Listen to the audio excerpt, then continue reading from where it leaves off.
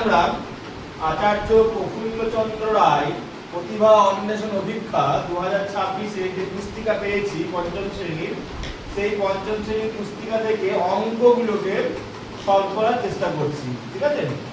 তো তোমরা জানো যে তোমাদের 20 নম্বরের অঙ্ক থাকে, প্রতি প্রশ্নের জন্য 1 নাম্বার করে থাকছে। তো 20টা অঙ্ক আমরা নমুনা প্রশ্ন এগুলো পেয়েছি এবং দুটো সালের কোশ্চেন থেকে পেয়েছি, সেই কোশ্চেনগুলো একে একে আমরা সলভ করব। ঠিক আছে? আজকে আমরা নমুনা প্রশ্ন 1 যেটা রয়েছে সেটা সলভ করছি। দেখো আমার সঙ্গে সঙ্গে তোমরাও করো, তোমাদের দেখো হয়ে যাবে। অনেক হয়তো পড়েও নিয়েছো, তবুও দেখে নাও, আর প্র্যাকটিস হয়ে যাবে। দেখো প্রথম কোশ্চেন যেটা বলেছে চতুষ্ফলকের ভূমি। তো চতুষ্ফলক জিনিসটা, চতুষ্ফলক হচ্ছে 4টি ত্রিভুজাকার তল। 4টি ত্রিভুজাকার তল বলতে ছবিটা যদি আমি এইভাবে আঁকি তাহলে ক্লিয়ার হবে। দেখো তোমাদের 4টি ত্রিভুজাকার তল কি হচ্ছে, এইখান থেকে আমরা একটা ডট ডট করে যদি একটা ছবি যদি নিয়ে আসি পিকচারকে, ঠিক আছে, বা আমি অন্য কালিতে আঁকি তাহলে হয়তো বুঝতে সুবিধা হবে আমাদের। এই জায়গাটা কালি নিয়ে এলাম,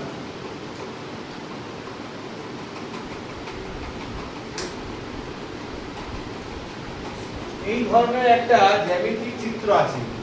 ঠিক আছে? 3D চিত্র এটা। তো কি হচ্ছে, এইটা চিত্রটা এমন ভাবে আঁকা হচ্ছে যাতে তোমার মনে হবে এই যে একটা তল, এই ত্রিভুজের নিচের দিকে একটা তল পাচ্ছি, যদি ভাবছি সাইডে দেখো দুটো তল পাচ্ছি, আর সামনের দিকে একটা ত্রিভুজ পাচ্ছি। মোট 4টি ত্রিভুজাকৃতি, ঠিক আছে, যে একটা আকার পাচ্ছি, 4টি ত্রিভুজাকার তল নিয়ে গঠিত একটা সমতলিক চিত্র পাচ্ছি। 4টি ত্রিভুজাকৃতি তল নিয়ে গঠিত, ত্রিভুজাকার তল নিয়ে গঠিত হচ্ছে চতুষ্ফলক। এটাকে চতুষ্ফলক বলা হয়। এটা 3D একটা পিকচার, ত্রিমাত্রিক একটা পিকচার। ঠিক আছে? সেখানে ভূমি, এখানে কি হয়, চতুষ্ফলকের ভূমি সবসময় ত্রিভুজাকার করতে হবে। ত্রিভুজাকার ভূমি ও ত্রিভুজাকার হবে, আর তোমার সাইড গুলো ত্রিভুজাকার। এখানে 3টা আমরা দেখতে পাচ্ছি, আর একটা সামনের দিকে আছে। ঠিক আছে? মোট 4টা তল আছে। 4টি তল নিয়ে ত্রিভুজাকৃতি বা ত্রিভুজাকার 4টি তল নিয়ে গঠিত ত্রিমাত্রিক জ্যামিতিক চিত্র হচ্ছে চতুষ্ফলক। তাহলে এখানে আমরা কি পেলাম, ত্রিভুজাকার। চতুষ্ফলকের ভূমি হচ্ছে ত্রিভুজাকার। নেক্সট চলো, একটি ইটের আয়তাকার তলের শীর্ষবিন্দু কয়টি? তাহলে একটা ইটের আয়তাকার তল, ইট যদি আমরা দেখি তাহলে ইটটাকে এইভাবে তুমি দেখতে পাচ্ছ, এইখানে দেখো তল পাচ্ছ আয়তাকার। ইটের আয়তাকার তল যেগুলো পাবে সেই তলগুলোর তোমাকে বলেছে শীর্ষবিন্দু কয়টি। শীর্ষবিন্দু তুমি দেখো একটা তলে বলেছে আয়তাকার তল যদি হয় তাহলে একটা, দুটো, তিনটে, 4টা শীর্ষবিন্দু। যদি তলে ধরবে এটি ধরতে পারো, উপরে ধরলেও 4টা করে পাবে। ঠিক আছে? তল কয়টা, একটা ইটের তল কয়টা হয়? তল হচ্ছে তোমার তল করছে ভাবে দেখবে যে একটা বই নিয়ে দেখো, বইতে সাজিয়ে দেখো, এইদিকে একটা পাচ্ছ, দুটো, উপর নিচে এইদিকে একটা পাচ্ছ, পেছন দিকে হবে, দুটো হয়ে গেল। উপর নিচে 3টে 4টা হয়ে গেল, সাইডে দুটো পাবে, 6টা তল। ঠিক আছে? একটা আয়তাকার তল যখন হচ্ছে তখন তার 4টা শীর্ষবিন্দু পাওয়া যাচ্ছে। ওকে, কত হয়ে গেল। নেক্সট চলো, একটি সূক্ষ্মকোণের মান। সূক্ষ্মকোণ কাকে বলে? সূক্ষ্মকোণ কি জিনিস? যদি আমরা জানি 90 ডিগ্রি একটা কোণ আমরা জানি, তো 90 ডিগ্রি যদি কোনো কোণ হয় সেটা হচ্ছে সমকোণ। এইবার 90 ডিগ্রি থেকে যদি কম কোণ হয়, 90 ডিগ্রি থেকে কমে যে কোণটা হচ্ছে সেটা হচ্ছে সূক্ষ্মকোণ। আর 90 ডিগ্রি থেকে বেশি যখন কোণ হয়ে যায়, ঠিক আছে, তখন সেটা হয়ে যাচ্ছে স্থূলকোণ। তাহলে এখানে সূক্ষ্মকোণের মান কি হবে? 90 থেকে কম হবে। ঠিক আছে? 90 থেকে কম। সরল কোণ কি জিনিস? সরল কোণ হলো, সরল কোণ মানে হচ্ছে তোমার একটা সরল রেখার উপর যে কোণ তৈরি হচ্ছে, এই যে এই গোটা কোণটা, এই কোণটা কত মান হবে? 180 ডিগ্রি। তুমি যদি ভাঙো, এটা একটা তুমি 90 ডিগ্রি সমকোণ আঁকছো, তো এটা 90, এটা 90, টোটাল 180 ডিগ্রি কোণ তৈরি হয়। এগুলো খুব সহজ কোশ্চেন দিয়েছিল। নেক্সট চলো, দেওয়া হয়েছে। নেক্সট চলো, একটা আয়তাকার মাঠে দৈর্ঘ্য 35 মিটার, প্রস্থ 20 মিটার, মাঠে ধার বরাবর চারিদিক দুবার হেঁটে আসতে তোমাকে কত মিটার পথ হাঁটতে হবে? তো এটা খুব সহজ অঙ্কটা আছে। কি আছে দেখো, আয়তাকার একটা বাগান আঁকো, মাঠ আঁকো, আয়তাকার মাঠ। একটা হচ্ছে 35 দৈর্ঘ্যটা, আর এটা হচ্ছে 25, এটা কত বলেছে? 20 বলেছে। তাহলে বলছে এবার তুমি দুবার হাঁটছো, তুমি এখান থেকে হাঁটা শুরু করছো, তাহলে 20 গেলে 35 গেলে আবার 35 যাবে আবার 20 যাবে, আবার 20 যাবে আবার 35 যাবে। তারপরে এটা পরিসীমাটা বার করতে হবে, পরিসীমা। তা আয়তাকার ক্ষেত্রে পরিসীমা কি? পরিসীমা হচ্ছে 2 ইনটু দৈর্ঘ্যযুক্ত প্রস্থ। তাহলে 2 গুণিতক দৈর্ঘ্যযুক্ত প্রস্থ, দৈর্ঘ্য মানে 35 আর প্রস্থ হচ্ছে 20। ঠিক আছে, তাহলে কত হলো এখানে? 30 আর 35 আর 20 55, 55 35 আর 20 55, 55 কে 2 দিয়ে গুণ করো 110 পাবে। তাহলে 110 তো একবারে হচ্ছে, তাহলে দুবারে কত হবে? দুবারে 2 দিয়ে গুণ করো, তাহলে 220। ঘ অপশনে হয়ে গেল। নেক্সট দেখো, বিন্যাস থেকে পরের দুটি বসাও। কি আছে একটু সহজ করে দেখো। এখানে 5 আছে, তারপর 25, তারপর 125, মানে কি হচ্ছে? পরপর 5 দিয়ে গুণ করছে এবং সংখ্যাটা লিখছে। 5 এর সঙ্গে 5 গুণ করে 25, 25 এর সঙ্গে 5 গুণ করে 125, তো 125 এর সঙ্গে আরো 5 গুণ করতে হবে। কত পাবো? 625। দেখো গুণ করে 625 পাবে। কিন্তু 625 পেলে হবে না, তোমাকে দেখতে হবে। আমরা ধরো এখন লিখে রাখি 625। 625 এর সঙ্গে আরো কি পাচ্ছি? A B C D E F, কি হবে তারপরে? জি8। তাহলে 625 জি8 এখানে কোথায় আছে? 625 জি8। দেখো 625 পরে দুটি বলেছি কিন্তু, হ্যাঁ 625 জি8 একটা পেয়েছি। আর তারপরটা কত হবে? 625 কে আবার 5 দিয়ে গুণ করতে হবে। 625 জি8 দুটো আছে, এইগুলো হবে না, এগুলো বাদ চলে গেছে। কিন্তু 625 জি8 দুটো আছে। এইবার তোমার দেখো 31 25 আর গুণ করতে যাব না, দুটোতে 31 25 আছে। তার মানে হচ্ছে কি 625 কে যদি আমি আরো 5 দিয়ে যখন গুণ করব, ঠিক আছে, আরো যখন 5 দিয়ে গুণ করব একে, তখন তুমি 31 25 মানে 3125 পাবে। এইবার তোমাকে দেখতে হবে জি8 এর পর কি আছে? I J. তাহলে সেখানে আই জে এটাতে আছে, এখানে কিন্তু নাই, তাহলে এটা হবে না। তাহলে অপশন হয়ে গেল গ। বুঝা গেছে? অপশন হয়ে গেল গ। নেক্সট চলো, সাথে দেখো সঠিক নির্বাচন করো। সঠিক নির্বাচন এটা ওইভাবে দিয়েছে, 1 এ জে 1 2 করে বাড়ছে, 1 2 3, এরপরে কি হবে? 1 2 3 4। তাহলে এখানে 1 2 3 4 নাই, হবে না। 1 2 3 4 আছে, হতে পারে। 1 2 3 4 নাই, হবে না। 1 2 3 4 আছে, 5 পর্যন্ত আছে, তাহলে এটা হবেই না। ঠিক আছে, 1 2 3 4 আর ডি ডাব্লিউ হচ্ছিল, দেখে নাও একবার। তাহলে এ বি সি ডি আসছে, ঠিক আছে, হয়ে গেছে। এবার জেড থেকে কমা বাই ঘর করে Z Y X W, W হয়ে গেছে। তাহলে উত্তর কি হয়ে গেল? উত্তর হয়ে গেল খ। নেক্সট চলো, 4 অঙ্কের বৃহত্তম সংখ্যা থেকে 4 অঙ্কের ক্ষুদ্রতম সংখ্যার বিয়োগফল সংখ্যাটিকে স্থানীয় মানে বিস্তার করে লিখি। তো স্থানীয় মানে বিস্তার তোমরা কি থেকে শিখে আসছো? দেখো এটাও পারবে, খুব সহজ অঙ্ক। কি বলছে? 4 অঙ্কের বৃহত্তম সংখ্যা। 4 অঙ্কের বৃহত্তম সংখ্যা কত? 4টা 9। তা 4টা 9 এর সঙ্গে কি বলছে? 4 অঙ্কের ক্ষুদ্রতম সংখ্যার বিয়োগফল। 4 অঙ্কের ক্ষুদ্রতম সংখ্যা কত? 1000। কখনো 1 এর পরে 4টা শূন্য নয় কিন্তু, 1000 তিনটে শূন্য। এবার বিয়োগ করে দাও, তুমি পাচ্ছ কত? 8999। সরি, এটা ইংরেজি বাংলা হয়ে গেল। 8999। তাহলে তুমি কি পাবে? 8000। তাহলে 8 গুণিত 1000, তাই এখানে আছে 8 গুণিত 1000। এই পরের অপশনে নেই, ঠিক আছে। 900 দেখে দাও, 9 গুণিত 100, 900 ঠিক আছে। 99টা কিন্তু নেই এখানে, তো 99 নেই যেহেতু এই অপশনটা হলো না। এই অপশনটা কয়েকটাতেও দেখো নাই। এইবার তুমি দেখো 8 গুণিত 1000 একটা আছে, নেক্সট আছে 9 গুণিত 100 900, 9 গুণিত 10 90 আর 9 গুণিত 1 সমান 9। তাহলে তোমার উত্তর হবে কি? খ, 8999। নেক্সট চলো, নেক্সট বলছে 9 এর অঙ্কটা খুব সুন্দর, বুদ্ধিদীপ্ত একটা অঙ্ক দিয়েছে, খুব সহজ অঙ্ক। না পারলে তো কঠিন লাগে, দেখা যাক সহজ না কঠিন। দেখো কি বলেছে, এইখানে এবিসি এর a + b - c তোমাকে মান বের করতে হবে। তাহলে তোমাকে এইখান থেকে বার করতে হবে, বিয়োগ করতে বলেছে। তাহলে 3 থেকে কত বিয়োগ করলে 7 হয় সেটা করতে হবে। তাহলে আমি উল্টো করে দেখি কত কত থাকছে। 3 বিয়োগ করব, 3 মানে 13 ধরছি, ঠিক আছে। যদি আমি ছোট সংখ্যা ধরি তাহলে আমি 7 পাবো না, 3টাকে বড় সংখ্যা রাখতে হবে। তাহলে 3 মানে 13। তাহলে কার সঙ্গে 7 যোগ করলে 13 হয়? 6। তাহলে আমি এখানে 6 লিখলাম, 6 করে 13 বলে 7 দিই। আর থাকলো 1, তো 2 থেকে 2 বাদ দিলে 0। ওকে, তো 1 থেকে কত বাদ দিলে 0 হবে? এখানেও 1 পাবো, 1 থেকে 1 বাদ 0। এবার কি পাচ্ছি দেখো, 9 থেকে 2 বাদ কত হবে 7। তাহলে আমি এবিসি এর মান পেয়ে গেলাম। এবিসি এর মান যদি পেয়ে যাই a + b + c, তাহলে a এর মান হচ্ছে 1, b এর মান হচ্ছে 6 আর c এর মান হচ্ছে 7। তাহলে কত হবে 1 আর যোগ 6 7 হয়ে গেল। 7 থেকে 7 বিয়োগ, নিশ্চয়ই তোমরা পেয়ে গেছো। কত হচ্ছে উত্তর ক, 0 হয়ে গেল। নেক্সট চলো, 20/53 বা 53 ভাগের 20 ভাগ, ঠিক আছে, লেস দেন করতে হবে। কার থেকে লেস দেন, বা এখানে হামটা এই দিকে আছে, তার মানে এইখানে সংখ্যা বড় হতে হবে, হর সমান আছে, তাহলে আমাকে লবটাকে 20 থেকে বড় নিতে হবে, তাহলে বড় সংখ্যা পাবো। তাহলে লবটা 20 থেকে বড় কে আছে 25 আছে, তাহলে হয়ে গেল 25/53 বা 53 ভাগের 20 ভাগের থেকে 53 ভাগের 25 ভাগ, ঠিক আছে, মোট 53 ভাগের 25 ভাগ হচ্ছে বড় সংখ্যা, তাই আমি 25টা দিচ্ছি। বুঝা গেছে? নেক্সট চলো, একটা সরল দিয়েছে, এখানে সরল করতে গিয়ে দেখতে পাচ্ছি দেখো একটা মাথায় একটা বন্ধনী পেয়েছি, একটা দাগ পেয়েছি, এটাকে বার বলা হয় অথবা রেখা বন্ধনী বলা হয়। এটা কি বলা হয়? রেখা বন্ধনী। তা বদমাস তো তোমরা জানোই, বদমাস তো তোমরা করোই, বদমাস, ঠিক আছে, বদমাসের সঙ্গে এখানে একটা রেখা বন্ধনী পেয়েছি।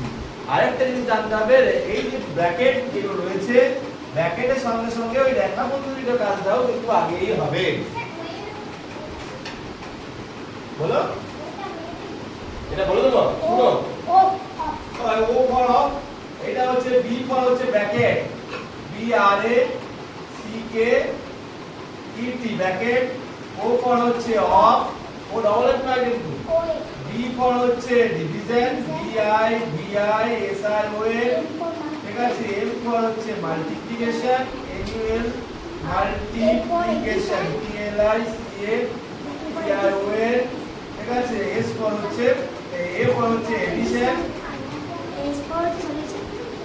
আর এস ফর হচ্ছে subtraction, S two P sub, T R A subtraction, T I O N.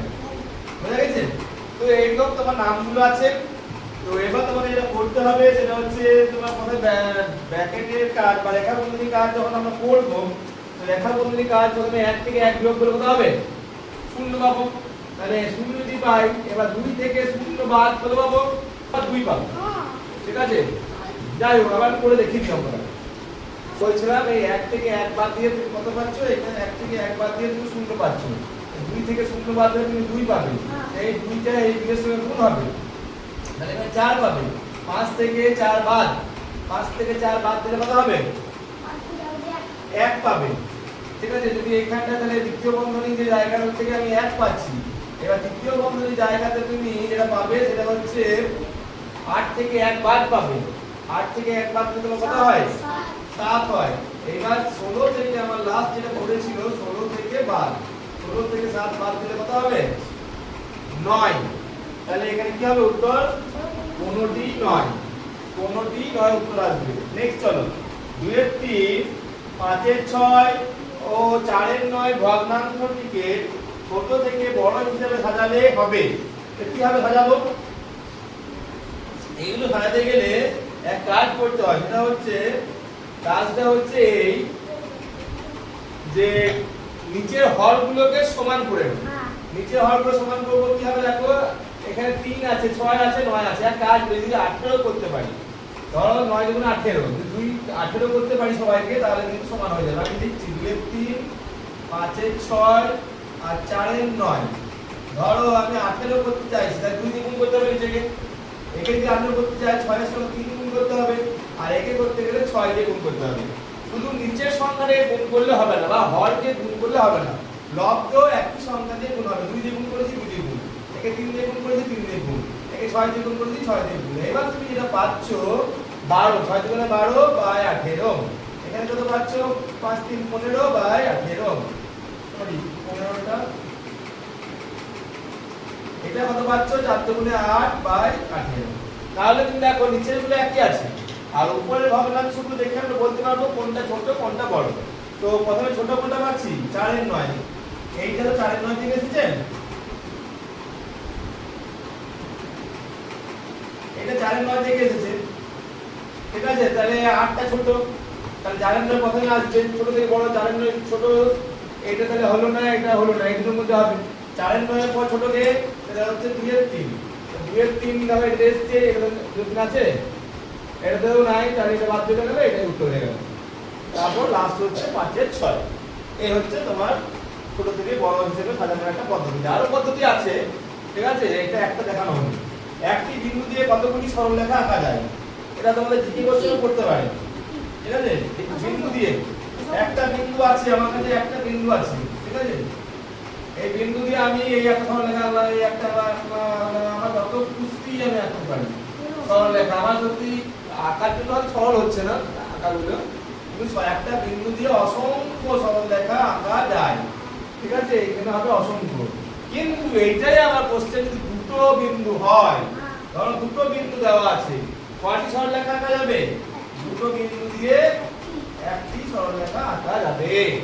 এটা তোমাকে জানতে হবে, এটা খুব একটা ভাইটাল কোশ্চেন।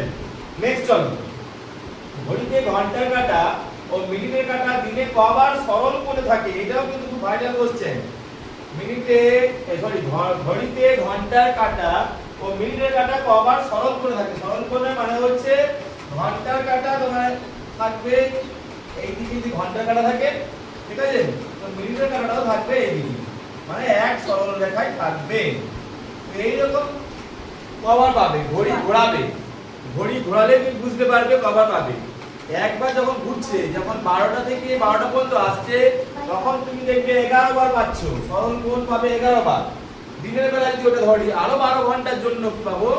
আবার তুমি 11টা পাবে, মোট 22টা পাবে, 22 বার হবে, এই উত্তরটা 22 বার হবে। এবার বলবে যে স্যার কোথায় গেল একটা 12টা ঘন্টা 12 বার পাওয়ার কথা, কিন্তু তুমি দেখবে যখন 5টা থেকে 7টা বাজাচ্ছ, 5টা থেকে 7টার মধ্যে যখন যাচ্ছে, প্রতি ঘন্টাতে একটা করে পাবে। ঠিক আছে, আমাকে এই ঘড়িটা থাকলে তোমাকে আরো ভালো করে বোঝাতে পারতাম। দেখে না, আমি তাও চেষ্টা করছি যে এখানে তোমার 12, এখানে 6, এখানে 3, আর এখানে 9, এখানে আরো 1 2, এখানে 4, এখানে 5 7 8 10 11। এই দেখো ঘড়ি, এই ঘড়িটাতে যখন তোমার ধরো 12:30 বাজছে, দেখো 12:30 থেকে প্রায় 12:30, তখন দেখবে যে কি হচ্ছে, ঘড়ির কাঁটা, এই ঘন্টার কাঁটাটা আর প্রায় 12:30, তখন 12:30 একটু বেশি যখন লাগবে, তখন দেখবে সরল কোণ তৈরি হচ্ছে। এক নাম্বার হলো যখন দেখবে 1টার পরে যখন বাজছে, 1:40 দিকে যখন দেখবেন, ঠিক আছে, 1:40 নাগাদ যখন দেখবে, তখন দেখবে ঘন্টার কাঁটা আর মিনিটের কাঁটা দেখবে সরল কোণ তৈরি করছে। ঠিক সেইভাবে এইভাবে ঘোরা থাকবে, যখন দেখবে 2টো বাজছে, যখন 2:45 নাগাদ দেখবে, তখন একটা সরল কোণ তৈরি হবে। 3টে বাজছে যখন দেখবে, তখন 3টে সময় আর হবে না, 3টে 40 45 এর ধারে দেখবে, 50 এর ধারে তখন দেখবে আবার তৈরি হচ্ছে সরল কোণ। ঠিক আছে, এবং 4টা সময় আবার দেখবে, 4টা প্রায় 5টার সামনাসামনি, 4টা 5টার মাঝামাঝি দেখবে একটা তৈরি হচ্ছে। কিন্তু এই 5 এর দিক থেকে যখন দেখতে হবে, 5 থেকে আর তুমি পাবে না, 5টা বেজে গেলে হবে না, 5টা বাজার 6টা সময় তুমি দেখতে পাবে, 6টা সময় একটা পাবে। ঠিক আছে, সরল কোণ। তো এইভাবে তুমি সরল কোণ পেতে থাকবে। তো 5টা থেকে 7টার মধ্যে, 5টা থেকে 7টার মধ্যে তুমি কিন্তু পাবে না।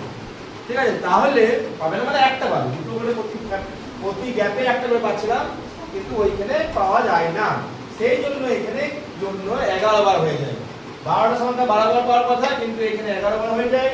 আর যেহেতু 24 ঘন্টা, 24 ঘন্টা মানে কি হচ্ছে, তাহলে দুবার তৈরি করতে হচ্ছে, দুবার তৈরি করতে মানে তখন 11 দুগুণে 22 বার হয়ে যাচ্ছে। ঠিক আছে, নেক্সট চলো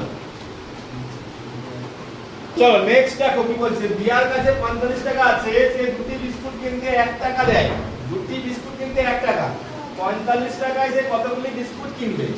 তাহলে দুটি বিস্কুট কিনতে যে 1 টাকা দেয়, ঠিক আছে, উল্টো করে দিই, বলো এটা উল্টো করে দিয়েছে, 1 টাকায় দুটো বিস্কুট কিনছে, 1 টাকায় দুটো বিস্কুট কিনছে, তাহলে 45 টাকায় কত বিস্কুট কিনবে?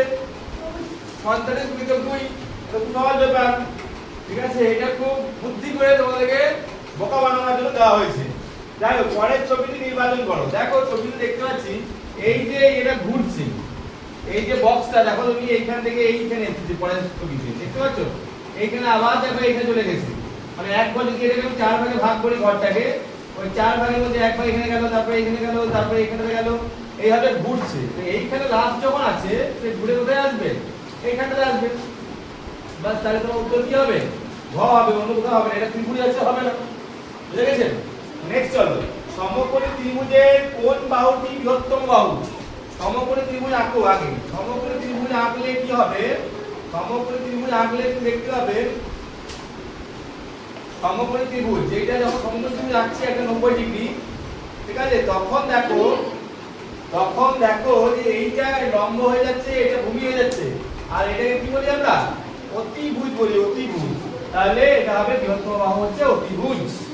নেক্সট চলো, তারপরে দেখো 8 3 0 2 5 দ্বারা গঠিত 5 অঙ্কের বৃহত্তম সংখ্যা, এদের দ্বারা গঠিত এই অঙ্কগুলি দ্বারা কি হবে?